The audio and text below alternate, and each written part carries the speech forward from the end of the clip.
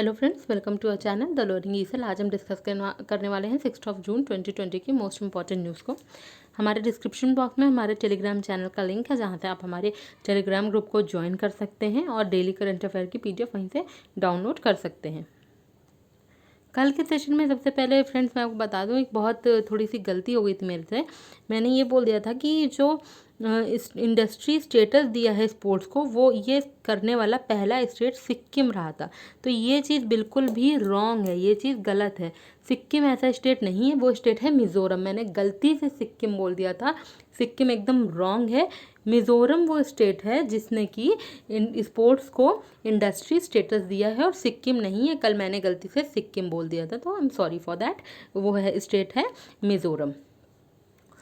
अब सबसे पहले आपको बता दें कि सेशन किस तरीके से रहेगा। सबसे पहले हम लोग डिस्कस करने वाले हैं most important days of May with theme. ये स्टैटिक पोर्शन रहेगा। पर्पस सिर्फ इतना ही है कि आपको सेशन में चीज़ें याद होती रहें। इस वजह से हम लोगों ने सिर्फ एक दिन में 5 स्लॉट्स ऑफ डेज लेते हैं उनकी थीम के साथ। उसके बाद हम लोग करेंगे quick revision of most important MCQs of June 5, 2020, यानी कि कल के जो हम लोगों ने न्यूज़ डिस्कस की थी उसकी मोस्ट इंपॉर्टेंट एमसीक्यूज का क्विक रिविजन करेंगे। उसके बाद हम लोग मोस्ट इंपॉर्टेंट न्यूज़ ऑफ 6 जून 2020 यानी कि 6 जून आज की जो भी मोस्ट इंपॉर्टेंट न्यूज़ रही हैं उनको डिस्कस करेंगे। और सबसे लास्ट में अप्रैल की बैंकिंग और इकोनॉमी अवेयरनेस का ये पार्ट 3 है।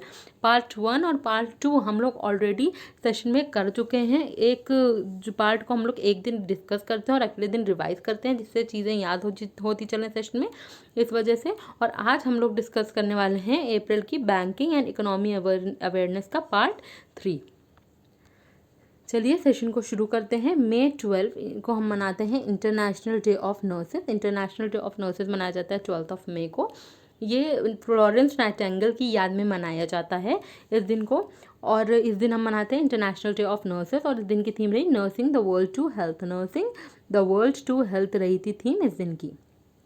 May 15 को हम मनाते हैं इंटरनेशनल डे ऑफ फैमिलीज और नेशनल इंडेंजर्ड स्पीशीज़ डे। 15 मई को हम लोग 2 दिन ऑब्जर्व करते हैं, एक इंटरनेशनल डे ऑफ फैमिलीज और एक नेशनल इंडेंजर्ड स्पीशीज़ डे मनाते हैं। और जो ये नेशनल इंडेंजर्ड स्पीशीज़ डे है, ये 3rd फ्राइडे ऑफ मई को मनाया जाता है। कब मनाया जाता है? 3rd फ्राइडे ऑफ मई को ये दिन मनाया जाता है। May 16 को मनाते हैं 45th statehood day of Sikkim. 45th statehood day of Sikkim.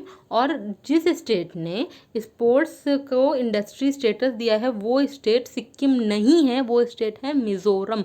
Mizoram वो स्टेट रहा है जिसने स्पोर्ट्स को इंडस्ट्री स्टेटस दिया। मैंने गलती से कल सिक्किम बोल दिया था, वो स्टेट सिक्किम नहीं है, वो स्टेट है मिज़ोरम। May 16 को मनाते हैं international day of light. International day of light जो मनाया जाता है ये थियोडोर मियामी की याद में मनाया जाता है। इन्होंने फर्स्ट लेज़र ऑपरेशन किया था, सक्सेसफुल लेज़र ऑपरेशन इनका रहा था ये। तो इस वजह से इन्हीं की याद में, थियोडोर मियामी की याद में इंटरनेशनल डे ऑफ लाइट मनाया जाता है।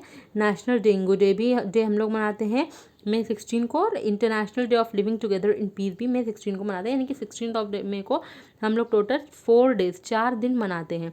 एक तो हो गया हमारा 45th statehood day of Sikkim, उसके बाद इंटरनेशनल डे ऑफ लाइट, फिर नेशनल डेंगू डे, और उसके बाद international day of living together in peace. May 17 को हम मनाते हैं world hypertension day. World hypertension day मनाते हैं May 17 को। और इस दिन की थीम रही major your blood pressure, control it, live longer.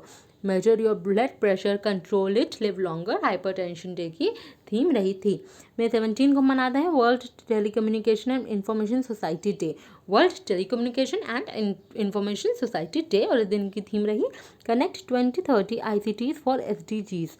हम लोग May 17 को कौन कौन सा दिन मनाते हैं? एक मनाते हैं वर्ल्ड हाइपरटेंशन डे, और इस दिन की थीम रही major your blood pressure, control it, live longer. और May 17 को हम लोग एक और दिन मनाते हैं जिसका नाम है world telecommunication and information society day. और इस दिन की जो थीम रही वो थी कनेक्ट 2030 ICTs फॉर SDGs। चलिए अब हम लोग डिस्कस करते हैं कल की मोस्ट इंपॉर्टेंट करंट अफेयर्स का एक क्विक MCQ करते हैं। Who have been appointed as Who has been appointed as the Who has been appointed as the new chairman of British Academy of Film and Television Arts, BAFTA, यानी कि British academy of film and television arts के chairman के रूप में किसे हाल ही में appoint किया गया है? तो जिनका अपॉइंटमेंट हुआ है उनका नाम है कृष्णेंदु मजूमदार। कृष्णेंदु मजूमदार का अपॉइंटमेंट हाल ही में हुआ है as chairman of BAFTA. Shikha Sharma को गूगल पे की एडवाइज़र के रूप में हाल ही में अपॉइंट करा गया था। गूगल पे की एडवाइज़र के रूप में शिखा शर्मा को हाल ही में अपॉइंट किया गया था। Which bank has launched a mobile app to provide facility for customers to open current accounts through its app? यानी कि ऐप के थ्रू करंट अकाउंट ओपन करने की फैसिलिटी किस बैंक ने दी है? और उस बैंक का नाम है इंडसइंड बैंक। उस बैंक का नाम क्या है? इंडसइंड बैंक है इस बैंक का नाम। बात की जाए ICICI बैंक की, तो इनका एक ICICI बैंक है, ये ICICI बैंक है और इनका एक चैटबॉट है जिसका नाम है iPal। उसको इन्होंने क्या किया है, लिंक करा है अमेज़ॉन एलेक्सा और गूगल असिस्टेंट से, जिससे कि कस्टमर्स को वॉइस मैसेजेस के थ्रू फैसिलिटी दें। और बात की जाए कोटक महिंद्रा की, तो कोटक महिंद्रा ने ऐसा पहला बैंक हो गया है इंडिया का, ऐसा पहला बैंक हो गया है जिसने वीडियो KYC की फैसिलिटी अपने कस्टमर्स को देने की बात कही है। World environment day is observed on. पर्यावरण दिवस यानी कि एनवायरनमेंट डे मनाया जाता है जून 5 को, 5 जून को मनाया जाता है वर्ल्ड एनवायरनमेंट डे। चलिए बात देखते हैं बाकी दिन कौन कौन से डेज मनाए जाते हैं।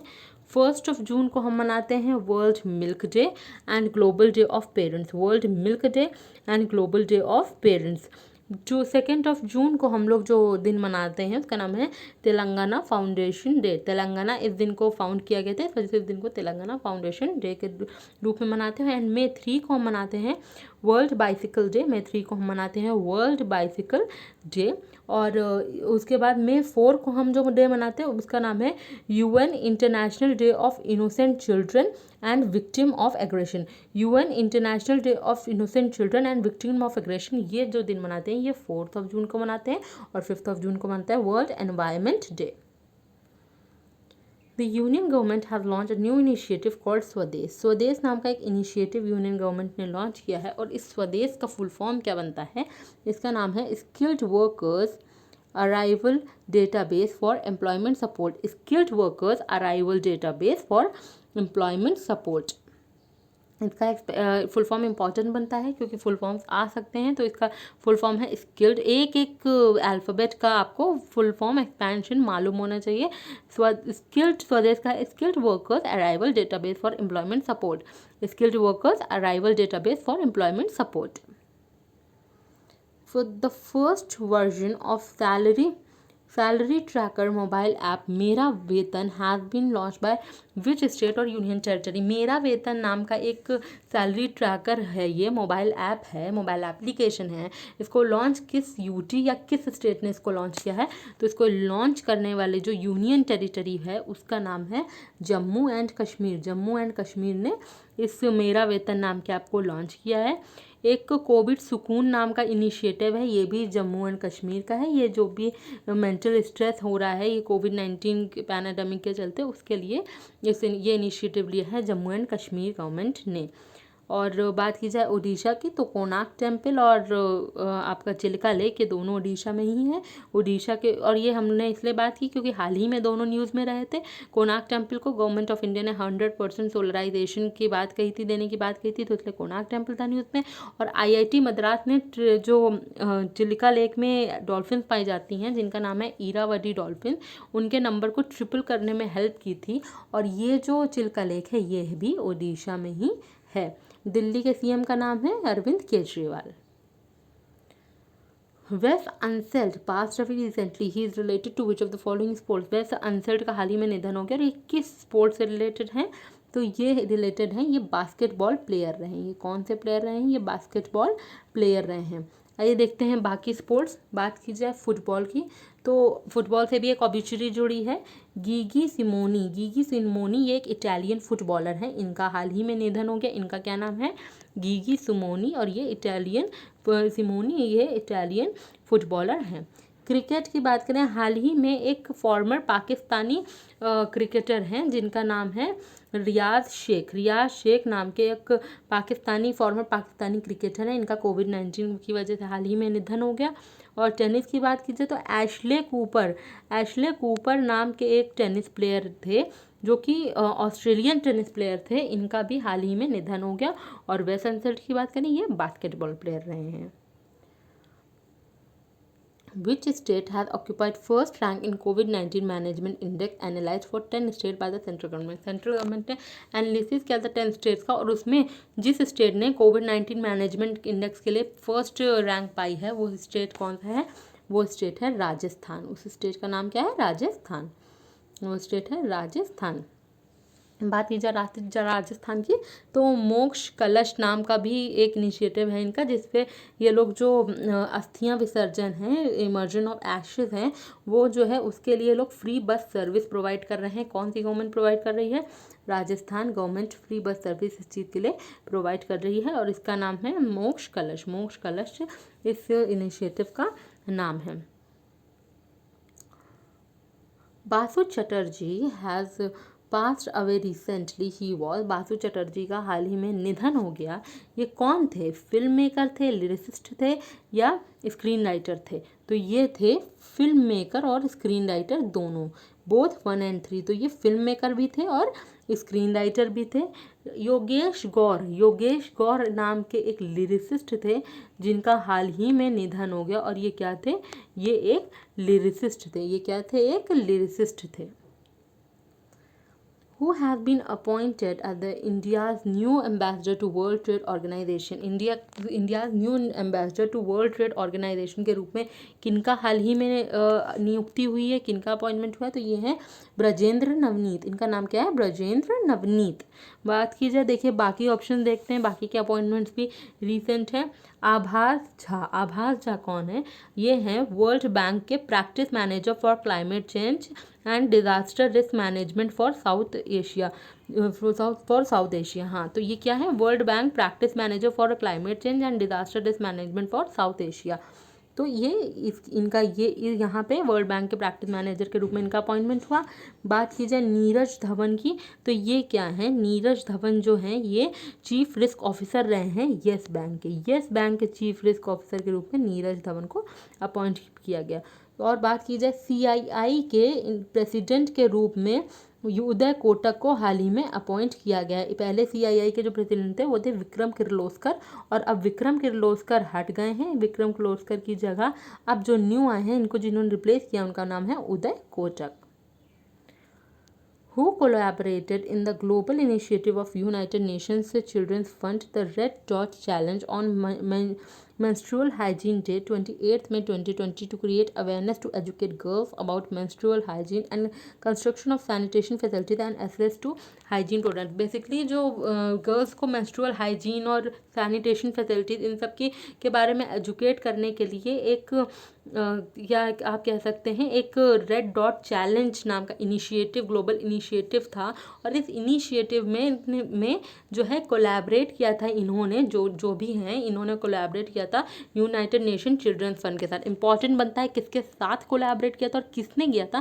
तो यूनिसेफ के साथ कोलैबोरेशन हुआ था यूनिसेफ के साथ। और किसने कोलैबोरेट किया था? तो इनका नाम है मानुषी चिल्लर ने कोलैबोरेट किया था। किसके साथ? मानुषी चिल्लर ने कोलैबोरेट किया था यूनिसेफ के साथ इस कैंपेन के लिए, इस इनिशिएटिव के लिए, जिसका नाम है रेड डॉट चैलेंज। दिया मिर्जा की बात की जाए तो यूनाइटेड नेशन एनवायरनमेंट प्रोग्राम जो है उसकी जो गुडविल एम्बेसडर हैं, उन गुडविल एम्बेसडर रहेंगे, और इनका कार्यकाल अभी 2022 तक एक्सटेंड किया गया है। यानी कि 2022 तक दिया मिर्जा का जो कार्यकाल है वो एक्सटेंड कर दिया गया है। 2022 तक दिया मिर्जा का कार्यकाल को एक्सटेंड कर दिया गया है as goodwill ambassador of United Nation Environment Programme. United Nation Environment Programme के गुडविल एम्बेसडर के रूप में इनका कार्यकाल हाल ही में एक्सटेंड कर दिया गया है। Global vaccine summit is hosted by.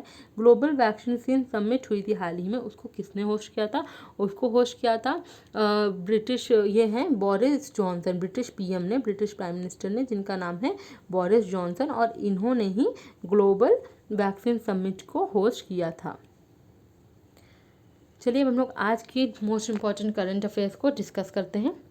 The hosting rights of AFC Women's Asian Cup 2022 has been given to India by Asian Football confederation. जो Asian football confederation women's Asian cup है, इसका जो 2022 की होस्टिंग राइट्स हैं ये India को मिल गई हैं। किसको मिल गई हैं?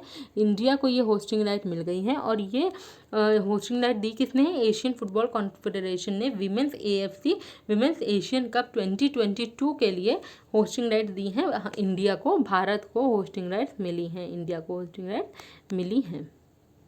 और बात किया जाए एशियन फुटबॉल कॉन्फेडरेशन की, तो इसका जो हेडक्वार्टर बनता है वो है कुआलालंपुर में। कुआलालंपुर में इसका हेडक्वार्टर है। स्पंदन, a special campaign launched by Chhattisgarh Police to check mental stress and depression among their personnel by conducting interactive programs and arranging counseling sessions, music and yoga therapies। तो क्या है ये launch किया है एक स्पंदन नाम का स्पेशल कैंपेन है, जिसको लॉन्च किसने किया है? जिसको लॉन्च किया है छत्तीसगढ़ गवर्नमेंट ने। छत्तीसगढ़ गवर्नमेंट ने इसको लॉन्च किया है। किस लिए? कि जो पर्सोनल्स होते हैं उनके मेंटल स्ट्रेस और उनके डिप्रेशन को चेक करने के लिए इंटरैक्टिव प्रोग्राम्स किए जाएंगे, काउंसलिंग सेशंस होंगे, म्यूज़िक होंगी, योगा थेरेपीज़ होंगी, जिससे कि जो भी पर्सोनल्स जो हैं, जितने भी पर्सोनल्स हैं जिनको मेंटल स्ट्रेस हो रहा है, जिनको डिप्रेशन हो रहा है, उस चीज़ से इनको बाहर लाया जा सके। प्रोग्राम का नाम इम्पॉर्टेंट बनता है। इस कैंपेन का नाम है स्पंदन। और किसने किसने इस कैंपेन को लॉन्च किया? छत्तीसगढ़ पुलिस ने। छत्तीसगढ़ पुलिस ने लॉन्च किया। छत्तीसगढ़ अभी के फर्स्ट चीफ मिनिस्टर हैं जिनका नाम है अजीत योगी। उनका हाल ही में निधन हो गया। ये कहाँ के? छत्तीसगढ़ के ही पहले चीफ मिनिस्टर रहे हैं। छत्तीसगढ़ के चीफ मिनिस्टर हैं जो हाल ही में, उनका नाम है भूपेश बघेल। और जो यहाँ की गवर्नर है उनका नाम है अनुसुईया उइके। अनुसुईया उइके यहाँ की गवर्नर हैं। Indian Institute of Science Bangalore ranked 36th on the list of Times Higher Education Asia University ranking and it has also retained top position in India। यानी कि जो इंडियन इंस्टीट्यूट्स हैं उसमें टॉप करने वाली जो इंस्टीट्यूट है किसकी लिस्ट में? The Times higher education Asia university ranking आई है यूनिवर्सिटी की, जिसमें IISC Indian institute of science Bengaluru की रैंक रही है 36th, 36वीं रैंक रही है इनकी। और ये जो है ये तो बात हो गई ओवरऑल रैंकिंग में IISC बैंगलोर की 36 रैंक। और इंडियन इंस्टीट्यूट्स में भी इन्होंने क्या किया? IISC बैंगलोर ने टॉप किया है। India became the third most represented country with 8 institutes in the top and most represented country was Japan with 110 institute। यानी कि क्या बात हुई है इंडिया को। और इस जो ये इंस्टीट्यूट हैं इसमें 36 रैंक रही है IISC बेंगलुरु की। IISC बेंगलुरु ने 36 रैंक ओवरऑल रही है। और इंडिया में जिस यूनिवर्सिटी ने टॉप किया वो भी IIT बेंगलुरु है, इस इंस्टीट्यूट ने टॉप किया है। और बात की जाए सिंघुआ यूनिवर्सिटी चाइना ने टॉप किया है इस लिस्ट को। सबसे टॉप का जो इंस्टीट्यूट रहा है वो है सिंघुआ यूनिवर्सिटी चाइना। और इंडिया क्या रही है? थर्ड मोस्ट रिप्रेजेंटेड कंट्री, यानी कि एज अ कंट्री इंडिया सबसे ज़्यादा तीसरे नंबर पर रिप्रेजेंटेड है। क्यों? क्योंकि इसकी 8 इंस्टीट्यूट्स हैं जिनका नाम आया है टॉप में। और इन 8 में पहली जो है वो है IISC बेंगलुरु। और सबसे ज़्यादा जो रिप्रेजेंटेड कंट्री है वो रही है जापान, जिसके 110 इंस्टीट्यूट्स हैं, 110 इंस्टीट्यूट्स हैं। और टॉप किस इंस्टीट्यूट ने किया है? सिंघुआ यूनिवर्सिटी चाइना ने टॉप किया है लिस्ट को। International day for the fight against illegal, unreported and unregulated fishing is observed on June 5। कौन सा दिन ऑब्जर्व किया जाता है June 5 को? International day for the fight against illegal, unreported, unregulated fishing is observed. कब ये मनाया जाता है? June 5 को ये दिन मनाया जाता है। Executive Chairperson of India-based Biocon Limited, Kiran Mazumdar-Shaw, was named as EY World Entrepreneur of the Year 2020। Biocon limited है, ये इंडियन बेस्ड कंपनी है। तो जो है इसकी जो एग्जीक्यूटिव चेयरमैन है जिनका नाम है किरण मजूमदार शॉ, इनको EY world entrepreneur of the year 2020 के अवार्ड से इनको अवार्ड मिला है। ये इनका नाम क्या है? किरण मजूमदार शॉ। पैट्रिक पिट्चे Ex Google chief financial officer has been reported as new board chairman of Twitter. Twitter के न्यू बोर्ड चेयरमैन के रूप में पैट्रिक पिच्चे को हाल ही में अपॉइंट किया गया है और ये x Google chief financial officer थे और अब ये क्या बन चुके हैं, न्यू बोर्ड चेयरमैन बन चुके हैं ट्विटर के न्यू बोर्ड चेयरमैन ये बन चुके हैं। Bollywood actor Akshay Kumar is the only Indian to be featured on list of Forbes 100 World's Highest Paid Celebrities 2020। World दुनिया के सबसे ज़्यादा पेड सेलिब्रिटीज़ में कि जो 100 क्या नाम है, हम टॉप 100 में Forbes 100 world's highest paid celebrities 2020 की लिस्ट आई है, जिसमें अक्षय कुमार इकलौते इंडियन है जिनका नाम रहा है, इकलौते इंडियन है जिनकी रैंक है, उनकी क्या रैंक रही है इसमें 52nd, और इनका नाम है अक्षय कुमार। 52nd रैंक रही है और इकलौते हाईएस्ट पेड सेलिब्रिटी में इनका नाम आया है फोर्ब्स के। मॉडल केली जेनर जो हैं ये एक मॉडल हैं और इन्होंने टॉप किया है लिस्ट में और also top the women category, यानी कि जो सबसे ज़्यादा हाईएस्ट पेड सेलिब्रिटी रही हैं वो हैं केली जेनर और ये एक मॉडल हैं और इन्होंने लिस्ट को टॉप किया है और विमेन में भी ये हाईएस्ट पेड रही हैं। और जो इंडिया में से इकलौते हैं उनका नाम है अक्षय कुमार, वो highest paid 100 highest paid world's highest paid celebrities में उनका नाम आया है फोर्ब्स की और ये इनकी क्या रैंक रही, इनकी 52nd रैंक रही और ये ओनली इंडियन है जो इसमें इस लिस्ट में हैं। Chief minister of Telangana K Chandrashekar Rao inaugurated the Kondapochamma Sagar project है ये और ये के चंद्रशेखर राव ने इनॉग्रेट किया है। बात की जाए के चंद्रशेखर राव की तो ये चीफ मिनिस्टर हैं, कहाँ के, तेलंगाना के चीफ मिनिस्टर हैं ये। और यहाँ के अगर तेलंगाना की गवर्नर की बात की जाए तो ये हैं तमिलिसाई सौंदरराजन हैं तेलंगाना की गवर्नर। तेलंगाना के तेलिया रुमाल को हाल ही में जीआई टैग मिला है और तेलंगाना के तेलिया रुमाल के साथ थंजावुर नेटिव वर्क्स और आरंबवूर वुड क्रेविंग्स को भी जीआई टैग मिला है। और ये जो जीआई टैग मिला है ये कौन से स्टेट को मिला है, जो इनको मिला है ये तमिलनाडु को मिला है। यानी कि एक तो तेलंगाना के तेलिया रुमाल को मिला है जीआई टैग और जो तमिलनाडु के गुड्स हैं उनका नाम है थंजावुर नेट्टी वर्क्स और आरंबवूर वुड क्रेविंग्स, इन दोनों को, ये तमिलनाडु के प्रोडक्ट्स हैं जिनको जीआई टैग मिला हाल ही में। On the occasion of World Environment Day 2020, the central government has announced Nagar One urban forest scheme to develop urban forest across the country over the span of 5 years। 5 साल में क्या बात हुई है कि urban forest को develop करने की, कंट्री में अर्बन फॉरेस्ट को डेवलप करने की बात की है। और ये किस स्कीम के तहत बात हुई है, नगर वन अर्बन फॉरेस्ट, नगर वन इस स्कीम का नाम है और इस स्कीम में कहा गया है कि ये अर्बन फॉरेस्ट डेवलप करेंगे कहाँ पे, अक्रॉस द कंट्री, यानी कि देश भर में अर्बन फॉरेस्ट सेटअप करेंगे over a span of 5 years, 5 साल के समय में ये काम करेंगे। और ये कब, ये किस दिन ये जो स्कीम है ये अनाउंस हुई थी, तो ये सेंट्रल गवर्नमेंट ने कब अनाउंस किया था, वर्ल्ड एनवायरनमेंट डे के दिन। और वर्ल्ड एनवायरनमेंट डे कब मना था, 5 जून को हम लोगों ने वर्ल्ड एनवायरनमेंट डे मनाया था, जिस दिन इस स्कीम के बारे में ये स्कीम लॉन्च हुई थी। Rajiv Topno has been appointed as the senior advisor to executive director of World Bank। Rajiv Topno को senior adviser to the executive director of World Bank के रूप में अपॉइंट किया गया। Rajiv Topno has been appointed as the senior adviser to the executive director of World Bank. NCERT and UNESCO has jointly developed a booklet, Safe Online Learning in the Times of COVID-19, to raise the awareness of students and teachers। Students और teachers को awareness को बढ़ाने के लिए एक ये booklet develop की थी NCERT ने और यूनेस्को ने मिलकर। इस बुकलेट का नाम है safe online learning in the times of कोविड-19, safe online learning in the times of कोविड-19। और ये जो बुक है इसको लॉन्च किया है HRD human resource development minister ने, जिनका नाम है रमेश पोखरियाल निशांक ने इस बुकलेट को क्या किया, लॉन्च किया। और किन दोनों ने ज्वाइंटली डेवलप किया, NCERT और यूनेस्को ने ज्वाइंटली डेवलप किया है इस बुक को। बुकलेट को, जिसका नाम है safe online learning in the times of कोविड-19।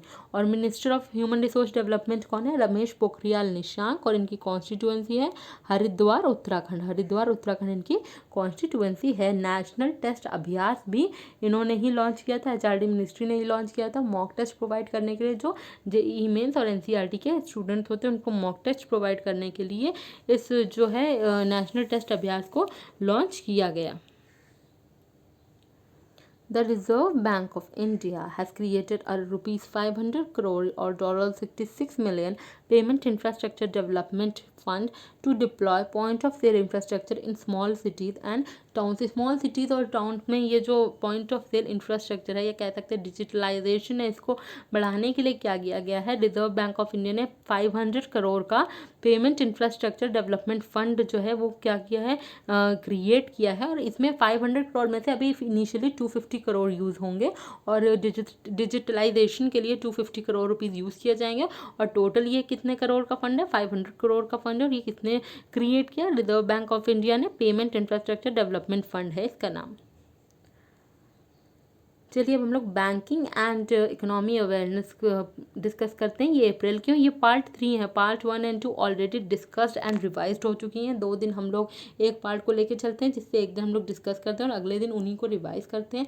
आज हम लोग डिस्कस करने जा रहे हैं बैंकिंग एंड इकोनॉमी अवेयरनेस अप्रैल की, और ये हमारा पार्ट 3 है। In order to ease liquidity pressures on mutual fund in the wake of COVID-19, the Reserve Bank of India has launched a special liquidity facility for mutual fund of ₹50,000 crore. यानी कि जो mutual fund है इसमें जो है जो भी liquidity pressures को ईज़ करने के लिए, जो कोविड-19 की वजह से दिक्कतें आ रही हैं उनको ईज़ करने के लिए क्या किया गया? आरबीआई ने कहा है कि ये एक special liquidity facility for mutual fund देंगे, लॉन्च करेंगे। जो कितने की? 50,000 करोड़ की। कितने की? 50,000 करोड़ की अमाउंट इंपॉर्टेंट बनता है। अंडर द SLFMF यानी कि special liquidity facility for mutual fund, RBI shall conduct repo operation at the fixed repo rate. यानी कि रेपो ऑपरेशन कंडक्ट करेंगे और इसका जो रेपो रेट रहेगा वो फिक्स्ड रहेगा, और जो टेन्योर रहेगा इसका वो रहेगा 90 डेज का टेन्योर रहेगा। इसका टेन्योर कितने दिन का रहेगा?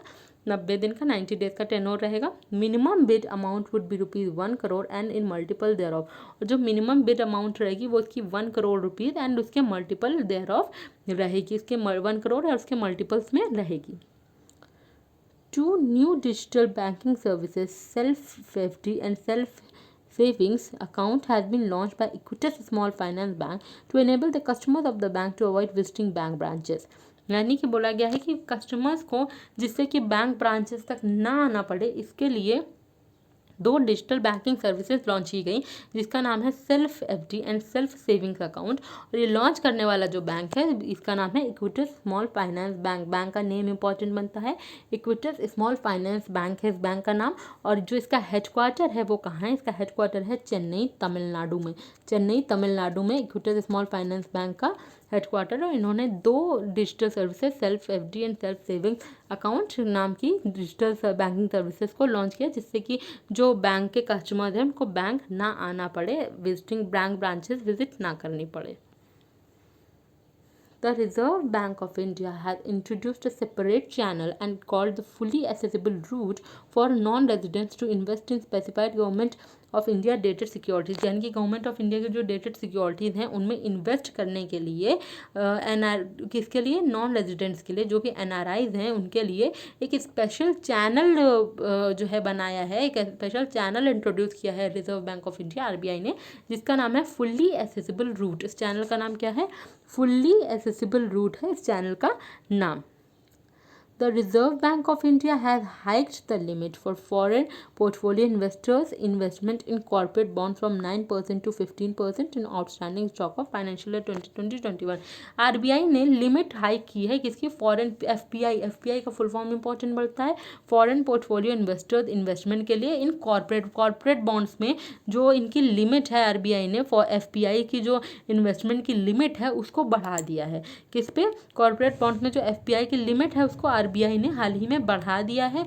और कितना कर दिया है? 9% हुआ करती थी ये पहले, और अब 15% कर दिया है। 9% हुआ करती थी, अब 15% कर दिया। 15% of outstanding stock for financial year 2020-21। SIDBI assistance to facilitate emergency SAFE has been launched by SIDBI, Small Industries Development Bank of India, to provide loans up to ₹50 lakh to micro and small enterprises that are manufacturing medical supplies for fighting novel coronavirus। वो micro and small enterprises जो corona virus के चलते medical supplies को manufacture कर रही हैं, या आप कह सकते हैं मेडिकल प्रोडक्ट्स को मैन्युफैक्चर कर रही हैं, उनके लिए सिडबी यानी कि small industries development bank of India ने लोन्स प्रोवाइड करने के लिए एक कह सकते हैं स्कीम को लॉन्च किया है, या एक इनिशिएटिव लॉन्च किया है, जिसका नाम है SIDBI assistant to facilitate emergency. ये एक इनिशिएटिव है सिडबी का, स्कीम नहीं इसको कहेंगे, एक इनिशिएटिव, ये सिडबी का इनिशिएटिव है जिसका नाम है SIDBI assistant to facilitate emergency. इसका मतलब बनता है सिडबी की असिस्टेंस, जिससे कि इमरजेंसी के समय में चीज़ें फैसिलिटेट की जा सके, फैसिलिटीज़ दी जा सकें। तो SIDBI assistant to facilitate emergency SAFE full form important बनता है इसका। और ये जो है जिससे कि लोन्स दिया जा सके, जो माइक्रो एंड स्मॉल इंटरप्राइजेस हैं जो मेडिकल सप्लाईज देने के लिए मैन्युफैक्चरिंग कर रही हैं, जिससे कि नोवेल कोरोना वायरस से फाइट करने के लिए, इसके लिए तो जो है इसके लिए 50 लाख अमाउंट इंपॉर्टेंट बनता है। 50 लाख का लोन के लिए ये सिडबी ने इनिशिएटिव लॉन्च किया, जिसका नाम है SAFE SIDBI assistant to facilitate emergency. SIDBI has launched new project named Safe Plus, under which it will provide emergency working capital of up to ₹1 crore or 100 lakh to small enterprise and medium enterprises against their confirmed government order. यानी कि जो भी confirm जब भी government order आ जाएंगे, तो सिडबी ने जो अभी न्यू प्रोडक्ट लॉन्च किया जिसका नाम है अभी तो हमने सेफ पढ़ा था, अब सेफ प्लस नाम का नया है प्रोजेक्ट जिसको लॉन्च किया, विच इट विल प्रोवाइड, जिसके थ्रू ये लोग प्रोवाइड करेंगे इमरजेंसी वर्किंग कैपिटल 1 करोड़ का इमरजेंसी वर्किंग कैपिटल देंगे स्मॉल एंड मीडियम एंटरप्राइजेस को, MSMEs को, medium small and medium enterprises. Raj Vikas Verma, R.V. Verma, has been appointed as non-executive chairman of AU Small Finance Bank। AU Small Finance Bank के non-executive chairman के रूप में राज विकास वर्मा या R.V. Verma को हाल ही में appoint किया गया, और संजय अग्रवाल को रीअपॉइंट किया गया as managing director of and CEO ऑफ AU स्मॉल फाइनेंस बैंक। यानी कि AU स्मॉल फाइनेंस बैंक में टोटल 2 अपॉइंटमेंट हुए हैं। एक अपॉइंटमेंट हुआ है राज विकास वर्मा या R.V. वर्मा का as non executive chairman of AU Small Finance Bank, और एक अपॉइंटमेंट हुआ है संजय अग्रवाल का, और इनका रीअपॉइंटेड हुए as managing director and CEO ऑफ AU Small Finance Bank. Max Life Insurance and Yes Bank has announced to extend their strategic bank assurance relationship for another 5 year। यानी कि इनका ऑलरेडी बैंक एश्योरेंस था max life insurance का और yes bank का। जब कोई भी बैंक इंश्योरेंस की सुविधाएं देती हैं तो उसको हम कहते हैं बैंक एश्योरेंस। बैंक्स कोई भी जब इंश्योरेंस की सुविधा देते हैं तो उनको कहा जाता है बैंक एश्योरेंस। और येस बैंक और मैक्स लाइफ इंश्योरेंस दोनों मिलके अपनी स्ट्रैटेजिक बैंक एश्योरेंस रिलेशनशिप है जो भी इनकी उसको बढ़ा रहे हैं। और कितना बढ़ा रहे हैं? 5 ईयर टर्म के लिए एक्सटेंड कर रहे हैं। कितने साल के लिए एक्सटेंड कर रहे हैं? 5 ईयर टर्म के लिए। हम लोग पार्ट 3 कल फिर रिवाइज करेंगे। आज के सेशन के लिए इतना ही। आशा करते हैं आपको हमारा सेशन पसंद आया होगा। कल हम फिर आएंगे 7 जून 2020 की मोस्ट इंपॉर्टेंट न्यूज़ लेके। तब तक के लिए thank you and have a nice day.